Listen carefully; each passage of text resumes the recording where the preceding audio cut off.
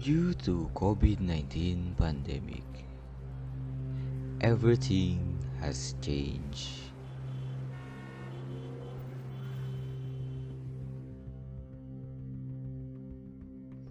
On the 31st night of December in the year 2019, the first case of coronavirus was confirmed by the World Health Organization located in Wuhan, China.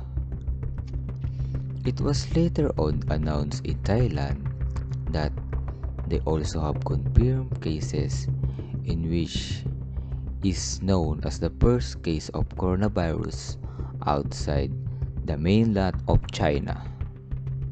On January 25th of 2020, a 39-year-old female from China had symptoms of cough and sore throat. Millions of Filipino workers lost their jobs. Thousands of businesses came to an end.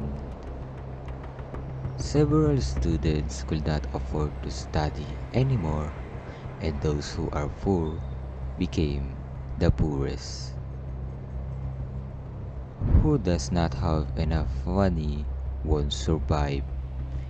Either they would die from the virus or die from hunger. People who got weak immune system and pre-existing health condition gets a higher risk of health problems, and we shall not forget those who are not mentally stable.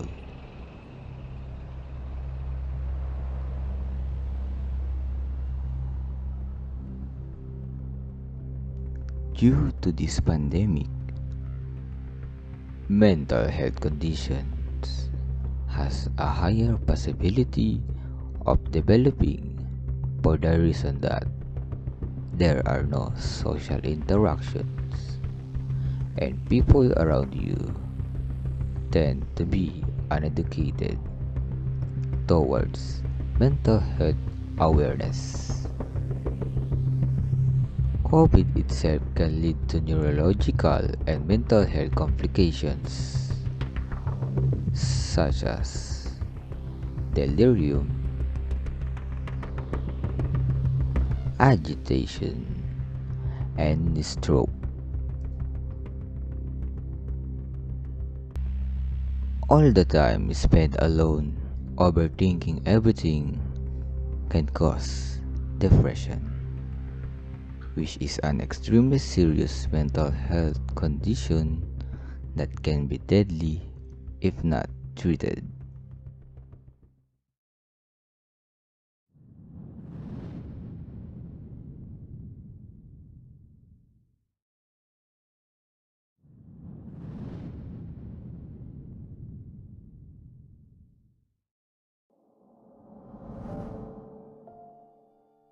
I am Stephany Domingo, and I am diagnosed with depression.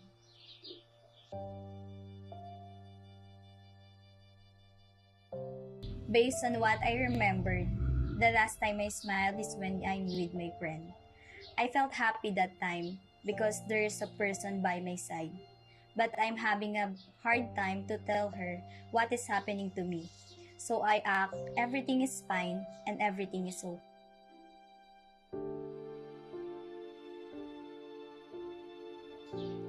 I think 10 because I felt extreme level of sadness and pain. I can't even control my emotions. Out of nowhere, I became emotional and started to cry.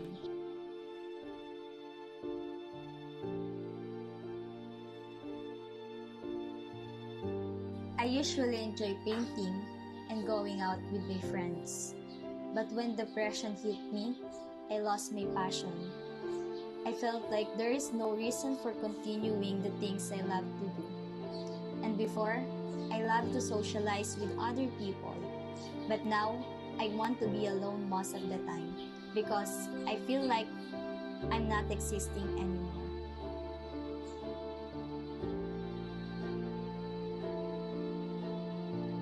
Yes, food is not appealing to me anymore.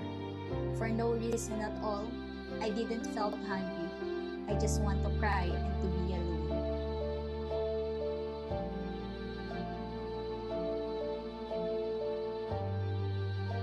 It gets bigger.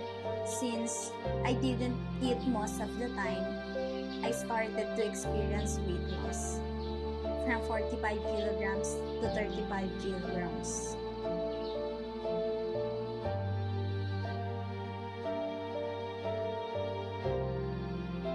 These past few weeks, I commonly stay up late. It is hard to sleep because there's a lot of thoughts in my mind. I think my mind was about to explode. That resulted of almost not sleeping.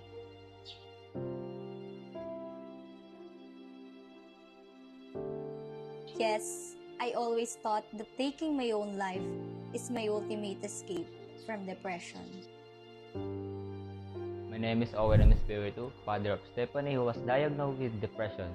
I noticed about my daughter when she was suffering depression. First, what the action was fine.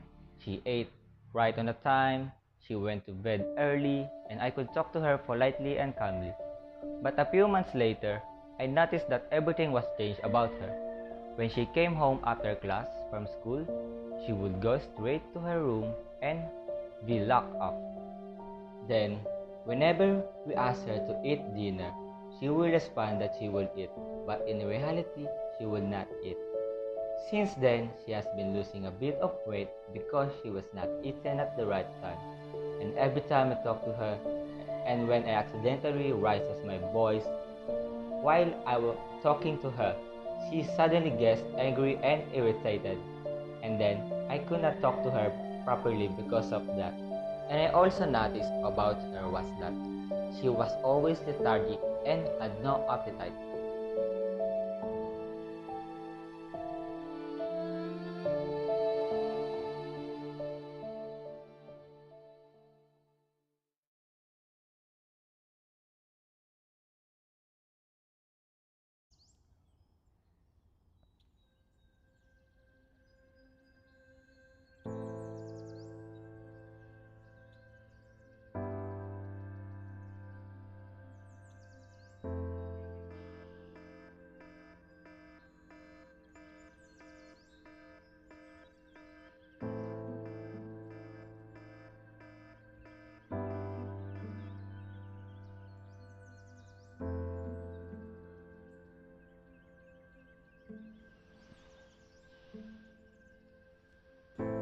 When I woke up every morning, I feel empty, always feeling worthless and hopeless. I started with feeling irritated over small issues. I didn't look forward to spending time with anyone. I also lost my appetite. I felt like food is not appealing anymore when I feel anxious, worried, or feeling hopeless. For no reasons at all, I was getting angry at home, and I didn't feel like I am existing. I was losing enthusiasm for life and struggling to enjoy the things that would usually make me happy. I also felt difficulty in thinking, concentrating, or making decisions. Some people understand it, and some people think I am only calling for attention. It is hard to talk to people when you do not know what happened or what reaction you will get. In the past, I found out that people were talking behind my back, saying I am needy or always talking about myself. But maybe I seem to be like that because I need a person to lean on.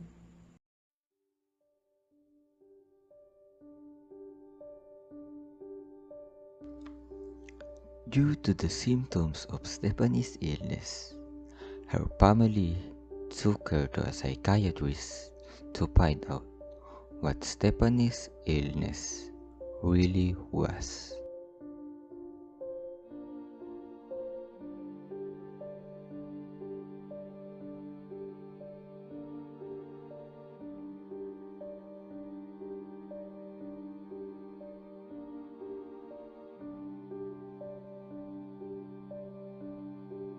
Since this patient was referred to me, at our first meet, I noticed that she appears to have trouble in concentrating, speaking slowly with long pauses.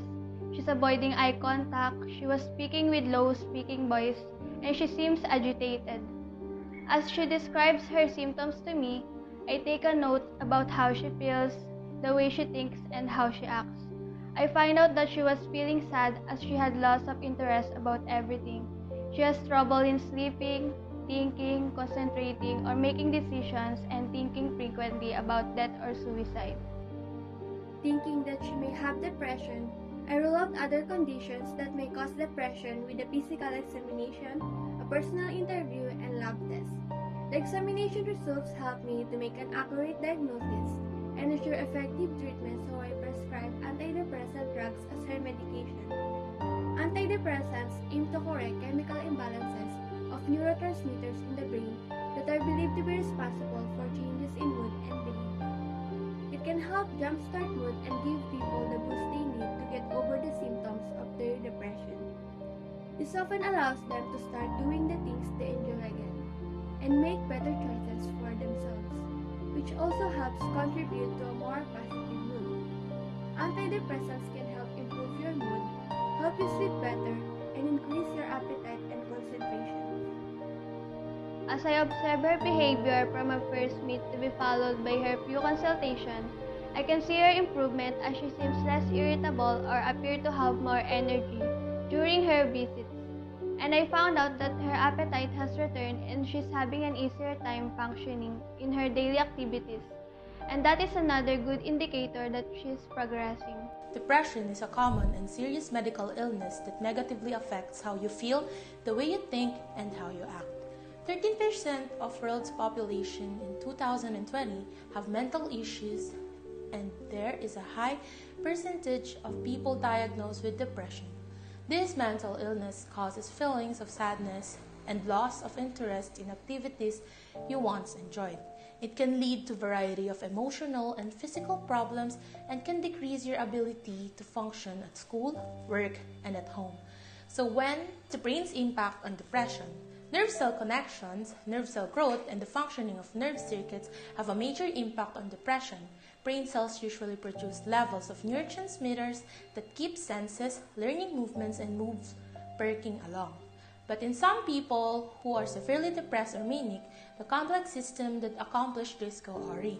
For example, receptors may be oversensitive or insensitive to a specific neurotransmitter, causing the response to its release to be excessive or inadequate. A message might be weakened if the originating cells pump out too little of a neurotransmitter, or if an overly efficient reuptake mops up too much before the molecules have the chance to bind to the receptors on the other neurons. Any of the system faults could significantly affect the mood. These said neurotransmitters have different descriptions that is believed to play a role in depression, like serotonin that helps regulate sleep, appetite, mood, and inhibits pain. Research supports the idea that some depressed people have reduced serotonin transmission, so low levels of serotonin byproduct have been linked to a higher risk for suicide. Next we have is norepinephrine that constricts blood vessels, therefore raising blood pressure. It may trigger anxiety and be involved in some types of depression. It also seems to help determine motivation and reward. And lastly, we have dopamine, which is essential in movement. It also influences motivation and plays a role in how a person perceives reality. Problems in dopamine transmission have been associated with psychosis, a severe form of distorted thinking characterized by hallucinations or delusions. It also involves in the brain's reward system, so it is thought to play a role in substance abuse. People developing depression often show symptoms like feeling sad, loss of interest in activities once enjoyed, change in appetite, You can also notice change in their weight, either loss because of diet and gain because of stress eating. They can also experience trouble sleeping, and on the other hand, they can also tend to oversleep. Difficulty in thinking, concentrating, and making decisions can be noticeable too, and in some severe cases, they have thoughts of death or suicide. Fortunately, it is treatable. Between 80 to 90% of people with depression eventually respond well to treatment. Medications like antidepressants may produce some improvement within the first week or two of use, yet full benefits may not be seen for 2 to 3 months. Overall, depression affects people from all walks of life, no matter their background is. It can affect people of all ages as well. Unfortunately, there's still a stigma that surrounds mental health issues, and some people view disorders like depression as a weakness. But similar to the way anyone can develop certain physical health issues, mental health issues aren't always preventable. Keep in mind that mental health is as important as your physical health. When symptoms occur, consult your doctor. Depression is not rare. It can be diagnosed as young as 3 years old. As one of the nurses that deals with the psychiatric ward in a rehab center, it is something that I come across almost every day. There was a point in my life where I would also question my sanity and how I could handle such patients, especially those that leaves impacts on me. I had one patient that was struggling with extreme post-traumatic stress disorder.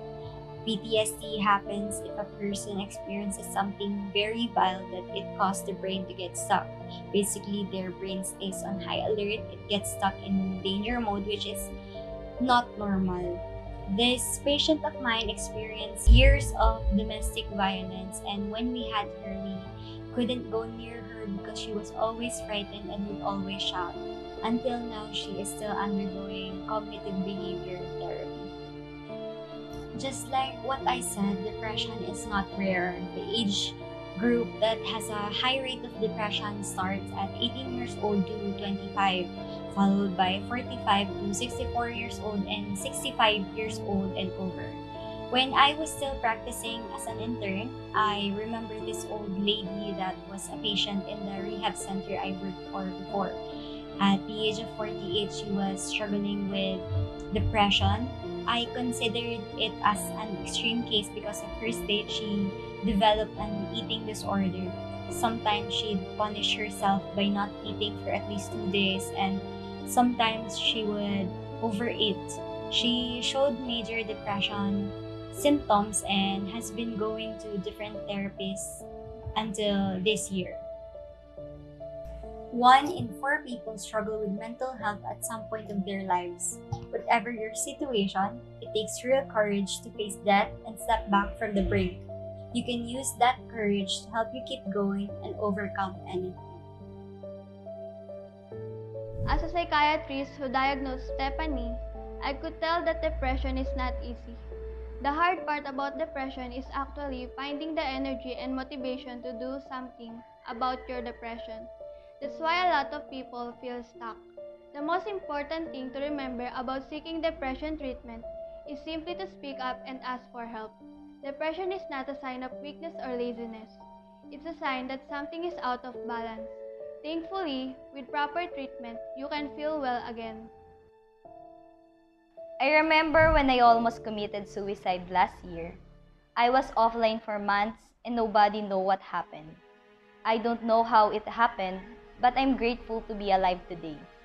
To anyone who's going through depression, I always pray for you to find peace like I did. My advice for all is depression has no face. The person who appears to be the happiest could be carrying the biggest burden. Always be kind and always shed a light for someone who is struggling in the dark.